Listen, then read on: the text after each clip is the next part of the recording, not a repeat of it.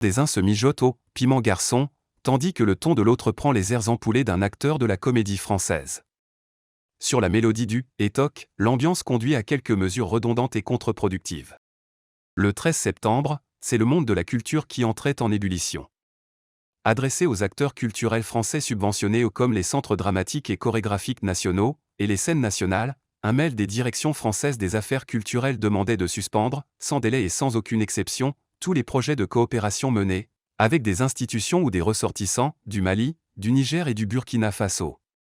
Une interruption induite de la suspension, jusqu'à nouvel ordre, de toute coopération, avec les pays concernés, et également dans les secteurs non culturels. Une nouvelle décision qui elle-même induit que, aucune invitation de tout ressortissant de ces pays, ne peut être lancée. Boycott des griots. Cet enfonçage n'est-il pas redondant avec la décision déjà effective, depuis des semaines, de ne plus délivrer de visa aux ressortissants de ces pays sahéliens dirigés par des juntes militaires, même si un visa Schengen peut être obtenu auprès d'une tierce chancellerie? S'agirait-il de surexposer un muscle déjà bandé? De surcroît, cette nouvelle décision française n'est-elle pas contre-productive?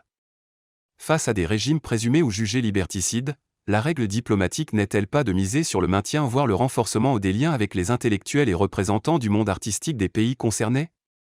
Libre aux politiciens de la culture de distiller alors discrètement l'appel au boycott de tels griots anti-français ou l'appétence pour tels rappeurs engagés auprès des mouvements démocratiques. Les artistes ont des audiences irascibles. À l'inverse, ils établissent un pont avec des sociétés civiles volontiers French-friendly. Avec cette consigne de ne plus lancer de nouvelles invitations aux artistes maliens, burkinabés et nigériens, le gouvernement français a même pris le risque de se mettre à dos son propre tissu culturel, friand de métissage artistique. Dans un communiqué de presse, le syndicat des entreprises artistiques et culturelles, Syndéac, demande la tenue d'une réunion immédiate avec le ministère des Affaires étrangères, afin que les arguments des professionnels soient écoutés et que la solidarité de la France à l'égard des artistes soit affirmée avec force. Il s'étonne du ton comminatoire d'une mesure gouvernementale, inédite, et s'interroge gravement sur la politique culturelle internationale. Il n'aura finalement fallu que quelques heures pour que, face à la bronca, le gouvernement français finisse par rétropédaler. Mais fort partiellement. La punition ne concernera que les projets futurs, et non ceux déjà enclenchés. Comprenne qui pourra.